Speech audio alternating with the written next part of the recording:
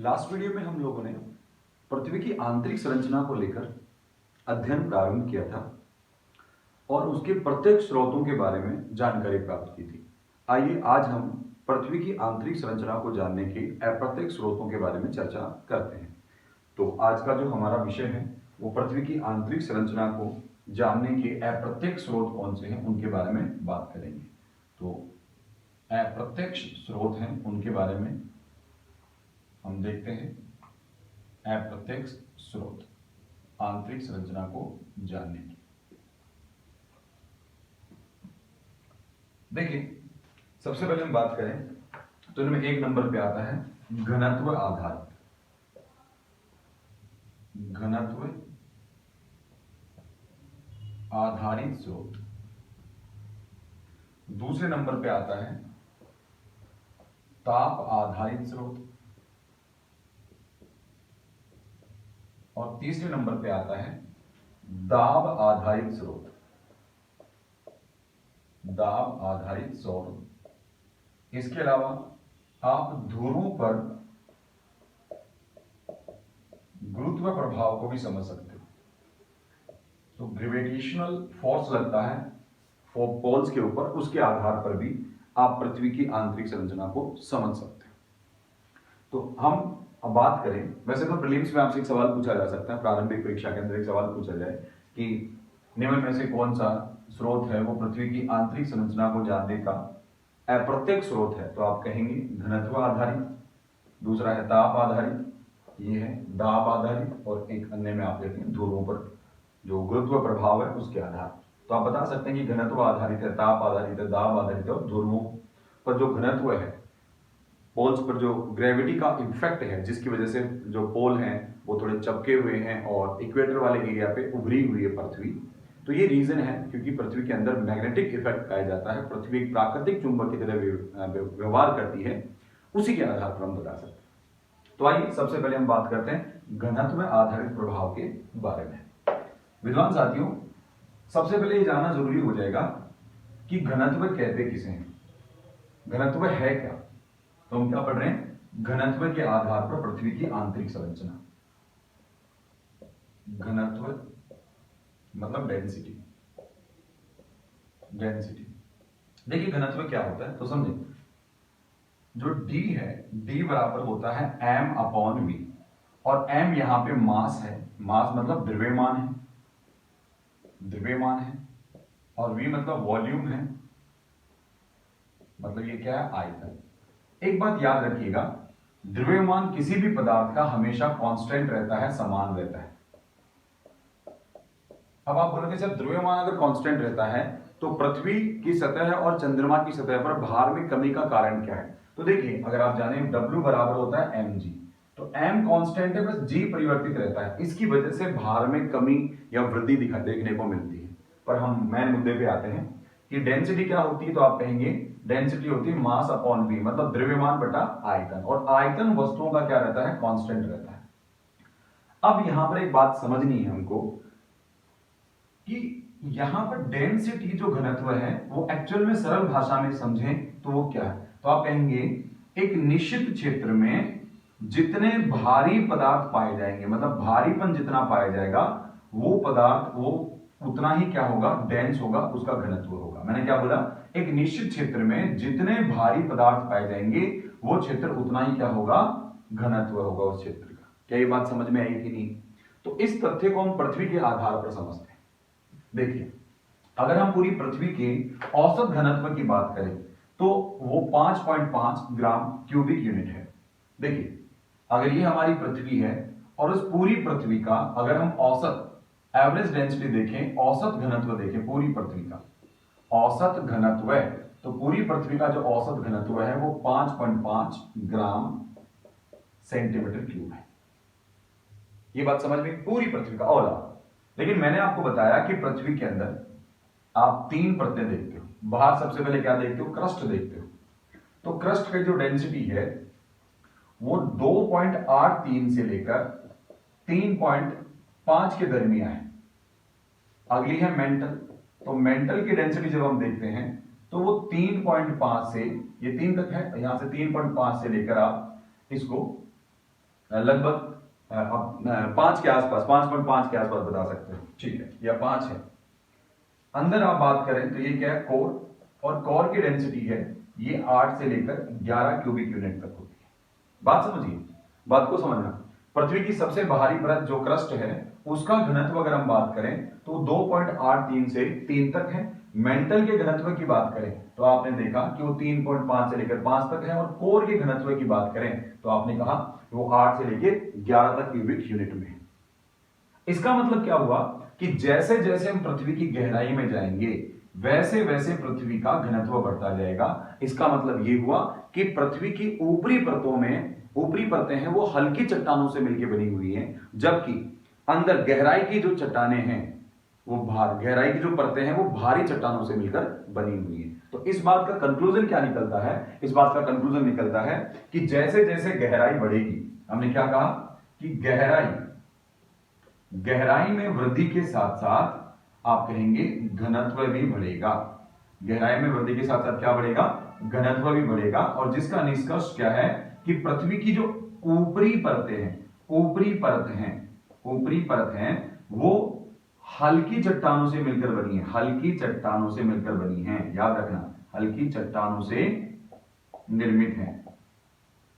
जबकि जो आंतरिक परतें हैं, जो आंतरिक परतें हैं वो क्या है? भारी चट्टानों से मिलकर बनी है। मतलब यहां पर भारी पदार्थ देखने को मिलेंगे। इसीलिए हम कहते हैं कि कोर के अंदर फेरस और निकिल जैसी भारी धातुएं पाई जाती हैं, फेरस और निकिल जैसी भारी धातुएं पाई जाती हैं।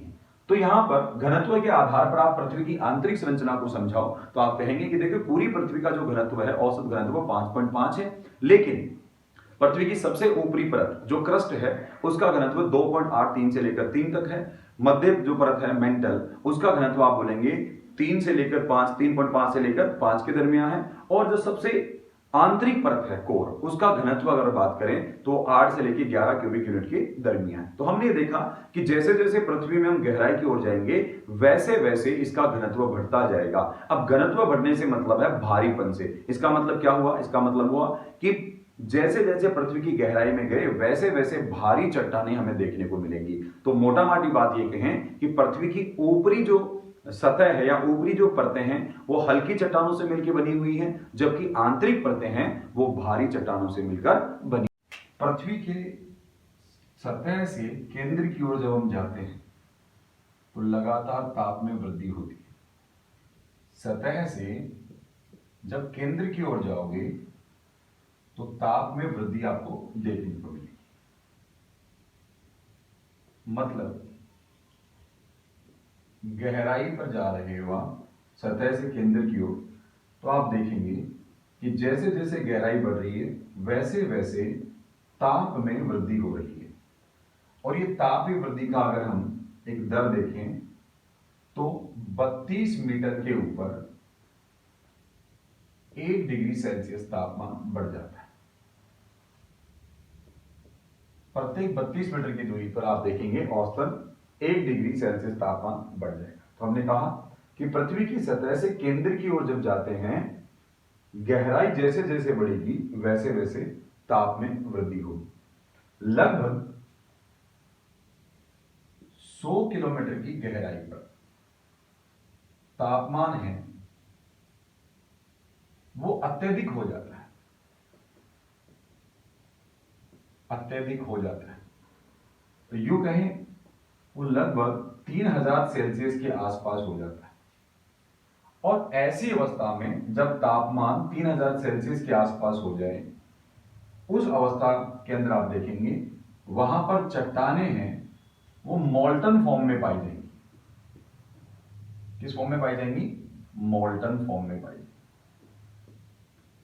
रॉक्स मोल्टन फॉर्म में आपको देखने को मिलेगी। मोल्टन फॉर्म से मेरा मतलब है वो गर्म गलित अवस्था में हो, गर्म गलित अवस्था में होंगे। तो देखिए हमने क्या बताया, हमने कहा कि पृथ्वी के सतह से केंद्र की ओर जाने पर जैसे जैसे गहराई बढ़ेगी वैसे वैसे तापमान में वृद्धि होगी। और ये तापमान में वृद्धि की दर आप यूं समझे कि 32 मीटर की गहराई पर 1 डिग्री सेल्सियस तापमान बढ़ जाता है। और लगभग 100 किलोमीटर की गहराई पर जाएंगे तो तापमान अत्यधिक हो जाता है, लगभग 3000 सेल्सियस के आसपास हो जाता है। और जब तापमान इतना अधिक हो जाएगा तो वहां पर जो चट्टानें हैं वो मोल्टन फॉर्म में मिलेंगी। मोल्टन फॉर्म का मतलब है गर्म गलित अवस्था में मिलेंगी। और इसका प्रमाण हमारे पास क्या है, हम कैसे कह सकते हैं कि ऐसा है? तो प्रमाण है ज्वालामुखी। ज्वालामुखी ज्वालामुखी उद्गार से जो लावा निकलता है वो गर्म गलित अवस्था में होता है। तो क्या आपको ये बात समझ में आई कि जैसे जैसे तापमान बढ़ेगा वैसे वैसे, जैसे जैसे गहराई बढ़ेगी वैसे वैसे तापमान बढ़ेगा। और लगभग 100 किलोमीटर की गहराई पर हम देखते हैं तापमान अत्यधिक हो जाता है, लगभग 3000 सेल्सियस के आसपास हो जाता है, जिसकी वजह से वहां उस एरिया की जो चट्टानें हैं मोल्टन फॉर्म में है। और मोल्टन फॉर्म का मतलब है गर्म गलित अवस्था में है, और जिसका प्रमाण हमारे पास है कि जहां पर प्लास्टिक स्टेज है या यूं कहें दुर्बल मंडल है, वहां पर वहीं पर से ही ज्वालामुखी बनती है, वहीं पे मैग्मा बनना शुरू होता है। और वो मैग्मा जब लावा की फॉर्म में ज्वालामुखी के द्वारा ज्वालामुखी क्रेटर से बाहर निकलता है तो हम देख पाते हैं कि वो गर्म गलित अवस्था के अंदर है।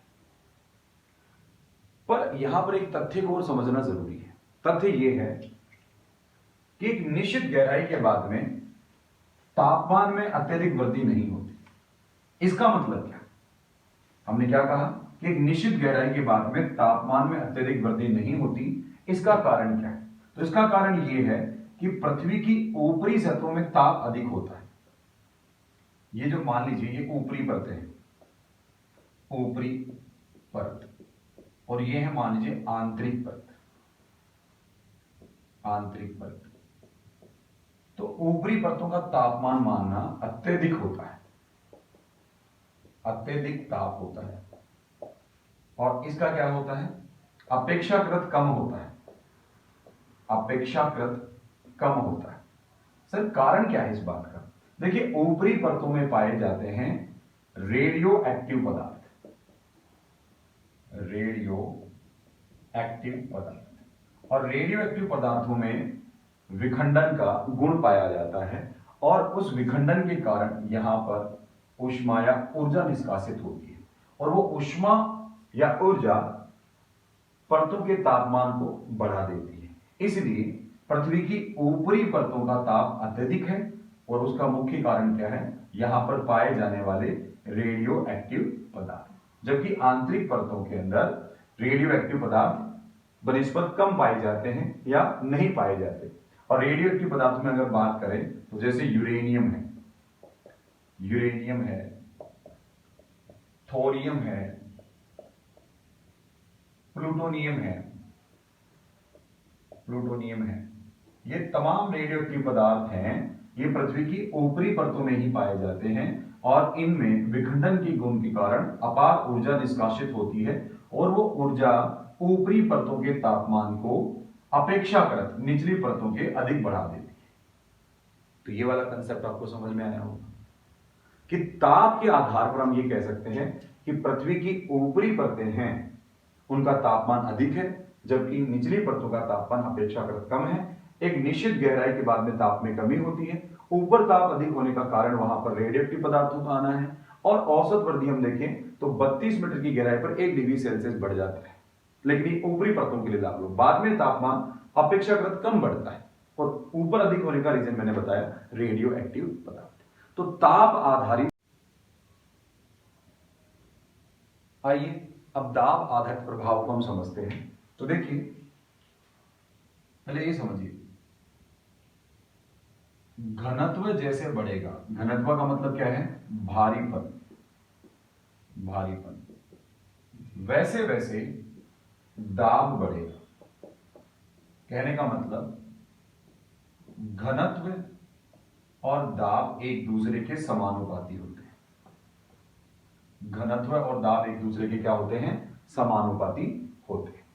तो हमने बताया कि जैसे जैसे घनत्व बढ़ेगा, जैसे जैसे भारीपन बढ़ेगा, वैसे वैसे नीचे की परतों के ऊपर दाब बढ़ेगा, प्रेशर बढ़ेगा। अब इस बात को थोड़ा और समझते हैं पृथ्वी की आंतरिक संरचना को जानने के संदर्भ में।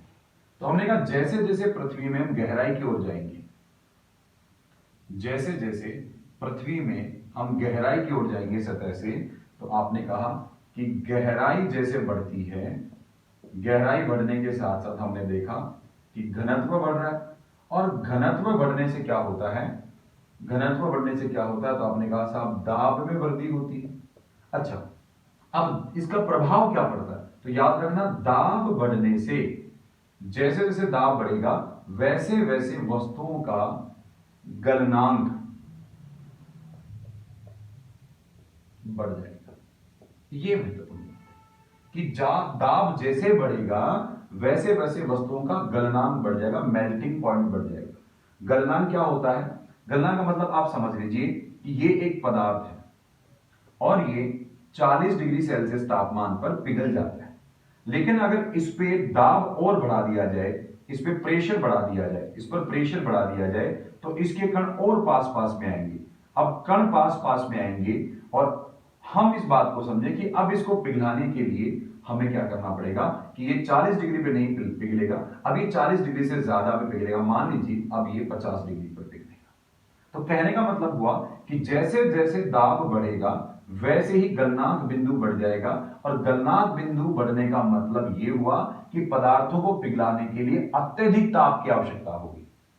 लेकिन हमने यह देखा था कि पृथ्वी में एक निश्चित गहराई के बाद ताप में इतनी वृद्धि नहीं होती, जबकि वे जानते हैं कि जैसे जैसे गहराई बढ़ेगी वैसे वैसे घनत्व बढ़ेगा, मतलब वैसे वैसे दाब बढ़ेगा। तो कहने का मतलब हुआ पृथ्वी का जो सबसे आंतरिक भाग है वो ठोस है, जो इनर कोर है, इनर कोर है वो कैसी है, ठोस है। कारण क्या है, आप देखेंगे कि गहराई बढ़ने से घनत्व बढ़ा, घनत्व बढ़ा तो दाब बढ़ा, और दाब बढ़ा है तो इसका मतलब यह है कि भारी पदार्थ जितने भी हैं, भारी पदार्थ जितने भी हैं वो पृथ्वी में सबसे अंदर चले गए और वो केंद्र में जमा हो गए। केंद्र में जमा हो गए तो पृथ्वी का केंद्र मतलब क्या हुआ, इनर कोर हुआ। तो इनर कोर में सबसे भारी पदार्थ पाए जाते हैं, और हम जानते भी हैं निकेल और फेरस जैसे भारी पदार्थ पृथ्वी के केंद्र में है, इनर कोर के अंदर है। तो पृथ्वी की सबसे आंतरिक परत जो इनर कोर है वो भारी पदार्थों से मिलकर बनी है, मतलब सॉलिड है, ठोस है। और भारी पदार्थ से जमाव का जो मुख्य कारण है, भारी पदार्थों के जमाव का जो मुख्य कारण है वो लगातार बढ़ता दाब है। क्या बात आपको समझ में नहीं? तो इस प्रकार आप अप्रत्यक्ष तरीके से ताप, दाब, घनत्व के आधार पर पृथ्वी की आंतरिक संरचनाओं के बारे में अनुमान लगा सकते हो।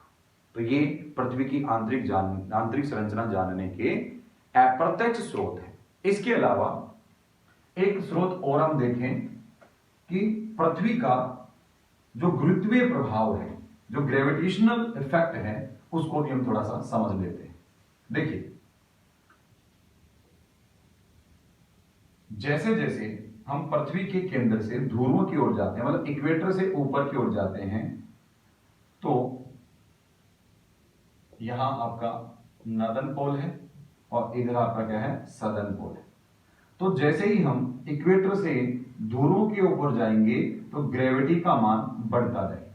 इसका कारण क्या है कि इसका एरिया क्या है, यहां पर इस वाले का इक्वेटर के पास एरिया क्या है, अधिक है। मतलब सबसे बड़ा सर्कल ये पाया जाएगा, फिर ये छोटा सर्कल होगा, ये छोटा सर्कल होगा, ये छोटा सर्कल होगा, ये छोटा सर्कल होगा, ये छोटा होगा। और पोल्स तो आप देखेंगे कि बिंदुवत होते हैं। इसी प्रकार यहां ऐसे ही समझ सकते हैं, नीचे की तरफ भी तो पोल बिंदुवत होते हैं। इसका मतलब इसका एरिया है वो क्या, कम है, एरिया कम है, और कुदरत के द्वारा दी गई पावर क्या है, अधिक है। तो आप इस बात को समझें कि पोल्स पर ग्रेविटी क्या होती है, मैक्सिमम होती है।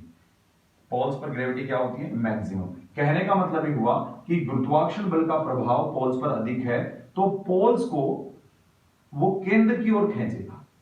पोल्स को किधर खींचेगा, केंद्र की ओर खींचेगा। पोल्स को किधर खींचेगा, केंद्र की ओर खींचेगा। इसी वजह से आप देखेंगे कि पोल थोड़े चपटे हैं।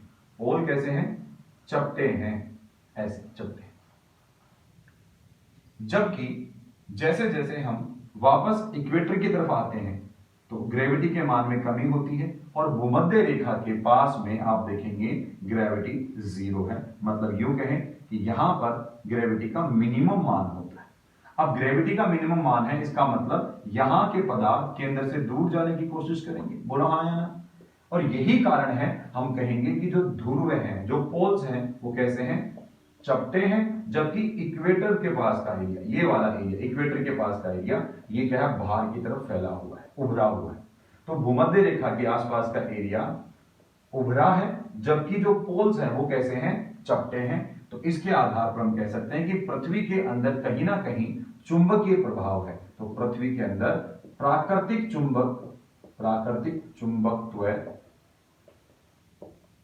पाया जाता है।